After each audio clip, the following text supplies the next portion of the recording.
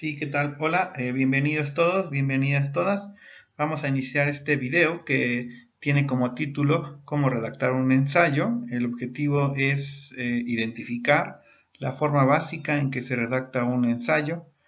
Trataremos también de conocer las partes esenciales de un ensayo y al final determinar la importancia de la estructura en nuestros ensayos. Dicho lo anterior, entonces es momento de iniciar.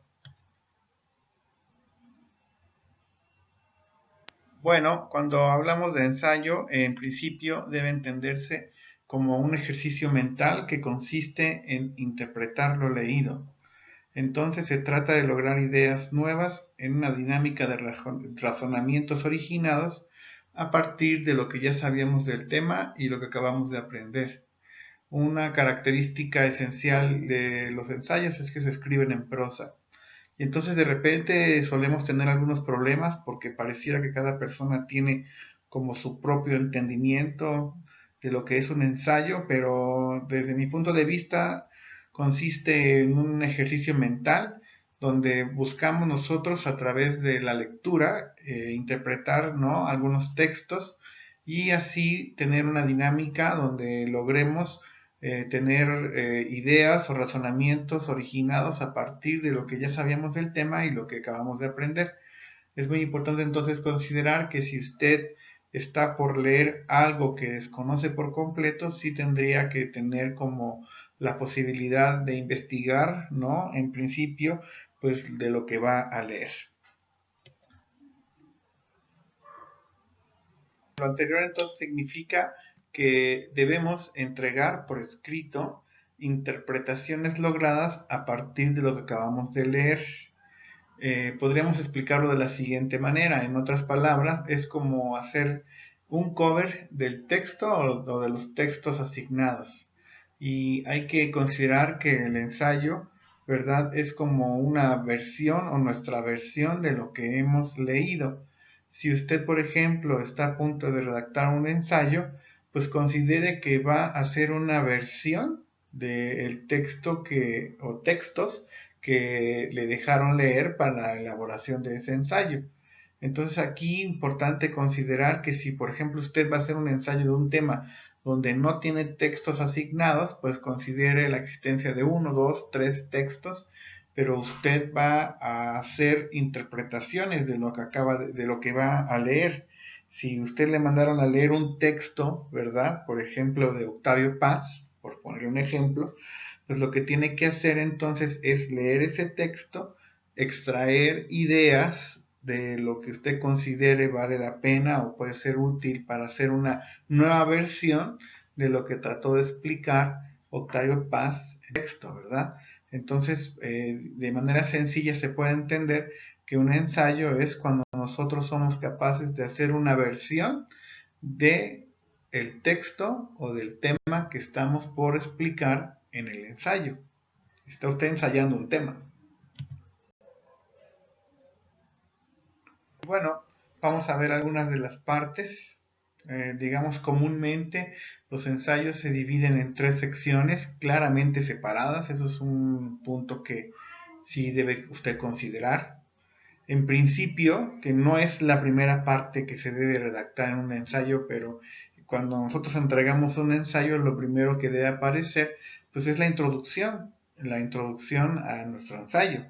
Y entonces ahí pues tendremos que hablar del contexto del tema que nosotros estamos abordando. Si hablamos sobre cultura mexicana, pues cuál es el contexto de la cultura mexicana, cuestiones económicas, podríamos hablar, cuestiones políticas, ¿verdad? Y entonces sería como la primera parte, vamos a decirlo así. Los primeros párrafos deberán estar dedicados al contexto del tema que estamos por explicar. También más adelante en los siguientes párrafos, siempre separando, hablar sobre el origen del texto. Si a usted le encomendaron leer, por poner un ejemplo, El laberinto de la soledad, ¿verdad? El libro de Octavio Paz, y tiene que de alguna manera hablar ahí en esa parte sobre este texto. Tendrá que explicar que es uno de los textos más importantes de la literatura y de la cultura mexicana, que recibió, por ejemplo, un premio Nobel de literatura, entre otros aspectos. Entonces eso va en la parte de introducción.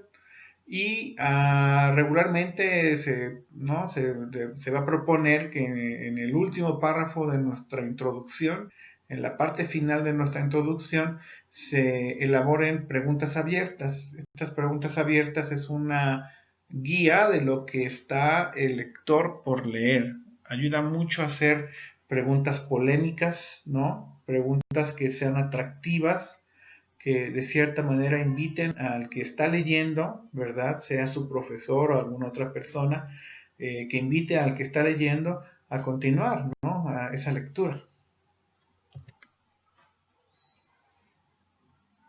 Entonces, en este caso vamos a ir con la parte de desarrollo, que sería la segunda parte, ¿no? La segunda parte de nuestro ensayo, y regularmente la primera parte que se redacta es el cuerpo de nuestro ensayo, y entonces es la parte donde va a decidir qué ideas del texto leído, ¿verdad? Del texto de Octavio Paz, va usted a ocupar y que desde su punto de vista vale la pena citar. Y así entonces, cuando yo digo citar, por supuesto me estoy refiriendo a la forma más común de cita, que es el conocido como estilo APA.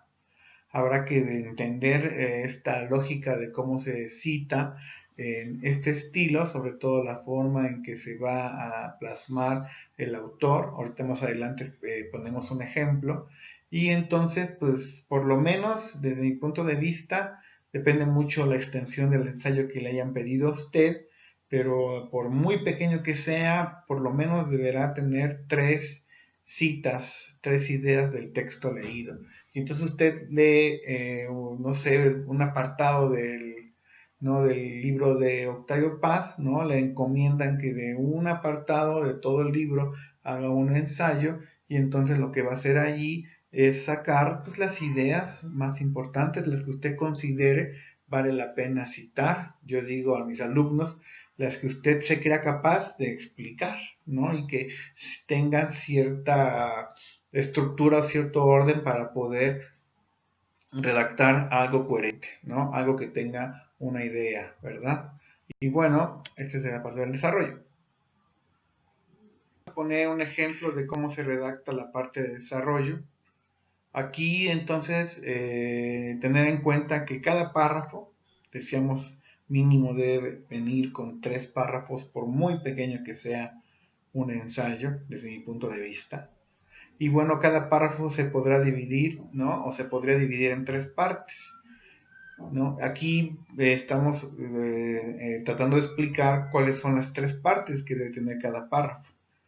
Y entonces lo tenemos en colores, en azul, sería una cosa que podría usted llamarle, o yo le llamo introducción a la cita, ¿no? Y contestaría la pregunta sencilla, ¿por qué eligió esa frase? ¿No? Y después vendría la cita entre comillas, ahí es cuando usted va a poner entre comillas las ideas de Octavio Paz, las que usted considere importantes. Y después en el C, bueno, la tercera parte, yo le pongo aquí en C mi orden, sería como su interpretación. Desde mi punto de vista es la parte principal de ese párrafo, pues usted debe explicar cómo entendió dicha idea, ¿verdad? No deje pensar a su lector, usted debe ser capaz con el poder de la pluma de llevar de la mano a la persona que está leyendo su ensayo. Les pongo aquí un ejemplo, ¿no? Un pequeño ejemplo, por supuesto, por el espacio y el tiempo no podríamos ser tan explícitos o profundos. Y bueno, usted está viendo en colores, ¿no? La manera en que se podría hacer la introducción en azul, introducción a la cita, ¿no? Y entonces ahí pongo yo una especie de, ¿no? De introducción a la cita que estoy anotando ahí en color verde, ¿vale? Y bueno, tenemos ahí entonces, en principio de cuentas, dice, la vida de Antonio López de Santana está llena de muchas interpretaciones. Tenemos en principio la idea de Krause, quien en sus palabras indica, abro comillas, y entonces pongo la cita que yo extraje de un libro de Enrique Krause que habla sobre la vida de Antonio López de Santana. Y entonces yo elegí esa frase, dice: este personaje tenía serios problemas psicológicos, pues su padre era muy autoritario. Cierro comillas, pongo el paréntesis con los datos del sistema APA. En este caso fue el apellido y el año de publicación. Y ya en blanco usted está observando pues la forma en que yo interpreté la cita que yo elegí del libro de Enrique Krause. Y así entonces lo que está en azul, verde y blanco es solo un párrafo. Un párrafo para explicar una cita, un párrafo, como dice la regla, para explicar una idea. Si usted está logrando hacer esto, su texto ya tiene estructura, porque está acomodando las ideas de acuerdo a los párrafos. El punto y aparte es muy importante, no se olvide de eso. La tercera parte es la parte de conclusión.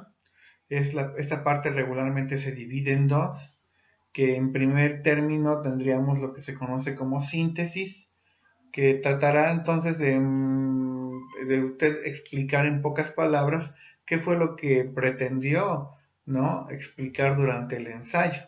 Es un pequeño resumen, una síntesis, como lo dice el nombre. En pocas palabras, qué trató de explicar su ensayo, el que usted hizo. Y en la siguiente parte usted pone punto y aparte y ya podría usted hablar de cuestiones de su opinión personal en cuanto, por ejemplo, a la estructura del texto, sobre lo que intenta transmitir el texto que leyó y, por ejemplo, también hasta incluso la ideología del autor. En este caso, por ejemplo, este caso de Krause, o en mi ejemplo que trabajé durante este video, el caso de Octavio Paz. Entonces, fíjese usted cómo la opinión personal va hasta el final y todos se basan, la mayor parte, sobre todo del desarrollo, que es la más extensa, pues se basa en las interpretaciones que usted hizo. Consideraciones, bueno, para que usted de cierta manera trate de, ¿no?, de hacerlo como debe ser un ensayo. Cada párrafo debe cumplir con un objetivo. Cada uno de los párrafos debe explicar una idea, una perspectiva. Ordene todos los párrafos con esta función. Si usted es capaz de hacerlo, entonces ya está logrando, sobre todo, tener orden y estructura. Por lo tanto, importa el uso correcto del punto y aparte. Cada que usted lo usa, está comunicando a su lector el fin de la explicación de algo y que procede tal vez a darle otro enfoque, otra idea en el siguiente párrafo. O sea, hay una comunicación con el punto y aparte. Se está comunicando usted con la persona que lo está leyendo.